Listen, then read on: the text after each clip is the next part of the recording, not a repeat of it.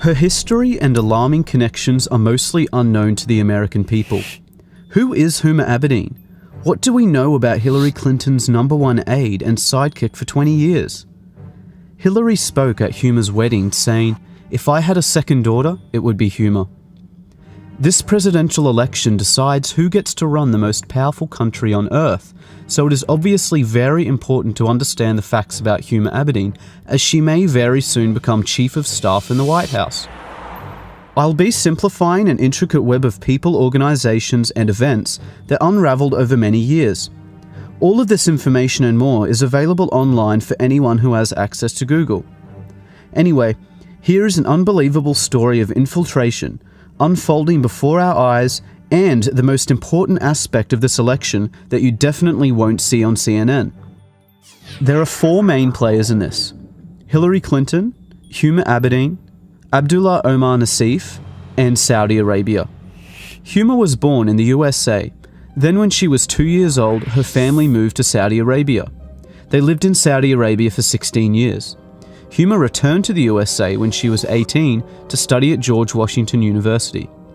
Only after 2 years in the country, she became an intern for Hillary Clinton, and soon after started working full-time. Also in 1996, Huma was working at her family business, a journal by the Institute of Muslim Minority Affairs. The Abedin's family business is owned by the Muslim World League, Saudi Arabia's global organization that promotes violent Wahhabi Islam. They even share an office at 46 Goodge Street, London. Saliha Abedin, Huma's mother, and Hassan Abedin, Huma's brother, currently work there still. Abdullah Omar Nassif is one of the founders of the Muslim World League and served as vice president of the Saudi Kingdom Shura Council. He created Huma's family business along with her father. He also funded Al-Qaeda and Osama bin Laden, as did Saudi Arabia, for many years. His organization was declared guilty of funding Al-Qaeda terrorism by the USA State Department. During the Holy Land Foundation trial in 2001, the FBI discovered that the Muslim Brotherhood gave over $12 million to Hamas, the terrorist organization. They also found the secret 18-page plan for the Muslim Brotherhood, which explains that their work in America is a kind of grand jihad in eliminating and destroying Western civilization from within. This document is available online in full. One of the many listed organizations within the Muslim Brotherhood was the Muslim Students Association, which Huma was an executive board member on for 3 years. Only 2 years after Huma left, Anwar al-Awlaki, the Al-Qaeda member and preacher to 9/11 hijackers, became chaplain of the same Muslim Students Association that Huma was a part of. To make things worse, Huma's mother, Saliha Abedin, is a leading member of the Muslim Sisterhood, the women's division of the Muslim Brotherhood. All of these organizations share the same goal and tell us repeatedly in plain English. They want to destroy Western civilization and replace our laws with oppressive Sharia law like you see in Saudi Arabia. On 9/11, Abdullah Omar Nassif, Saudi Arabia, and Al-Qaeda tried to do just that. Where was Huma that day? The top funders of the 9/11 attacks created Huma's family business. Huma was officially working for the terrorists and Hillary Clinton the day those towers fell. Huma Abedin has never come forward with any information about her Saudi co-workers. Absolutely none of Huma's connections were mentioned by her during the investigations into 9/11. She has made no mention of her relationship to Abdullah Omar Nassif, the Muslim World League, Muslim Brotherhood, or her current status at her family business, which could be of unimaginable assistance to the FBI and the CIA. Huma's mother still works for the Muslim World League, yet Huma has made no effort to distance herself from her mother or her radical views. Saliha Abedin is a leading Sharia activist who has, for example, published a book called Women in Islam that claims secular man-made laws enslave women. It supports female genital mutilation, the death penalty for leaving Islam, the legal subordination of women, and the participation of women in violent jihad. Hillary Clinton has flown to meet with Saliha Abedin many times.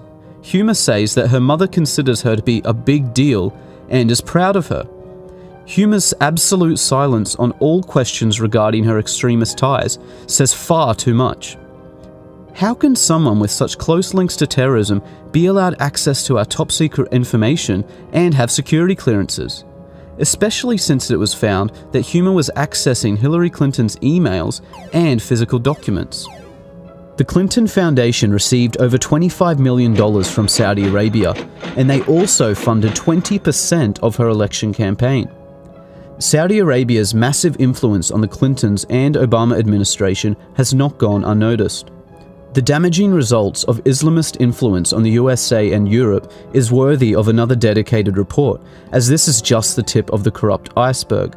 But you can no longer deny that Hillary Clinton is actively working with a global movement whose goal is to destroy Western civilization, just for the selfish benefit of money and power. Huma is the previously hidden link between the Clintons and Saudi terrorism. Dozens of other people and organizations were left out of this for length. Any rational person should have high standards of evidence for claims such as this. So here is the fastest way to prove Huma's tie to Abdullah Omar Nassif that you can look up for yourself and is sourced by their own websites. Start at the website of Huma's family business, the Institute of Muslim Minority Affairs.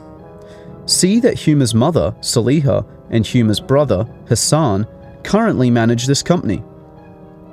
Now go to the website for the Muslim World League, owned by Saudi Arabia and Abdullah Omar Nassif. Note the address is listed by their website, 46 Goodge Street, London. Now, back to Huma's family business. If you scroll down, you see that same address, 46 Goodge Street, London. Clearly anyone can prove in seconds that Huma's family business is owned by Saudi Arabian terrorists. Their own websites make no secret of this fact. There are no more excuses for Huma's silence. She has had years of opportunities to distance herself from terrorists and radical views, but would rather simply hide. The American people demand an explanation from Huma Abedin and Hillary Clinton before the election. One simple, straightforward question needs to be answered. Did Abdullah Omar Nassif create your family business? And were you working with him in any capacity on September the 11th, 2001? Yes or no? This year marks the 15th anniversary of the day Al-Qaeda murdered 3,000 innocent citizens. Let's not forget about it so quickly. Huma's security clearances should be revoked until she or Hillary directly address this national security threat.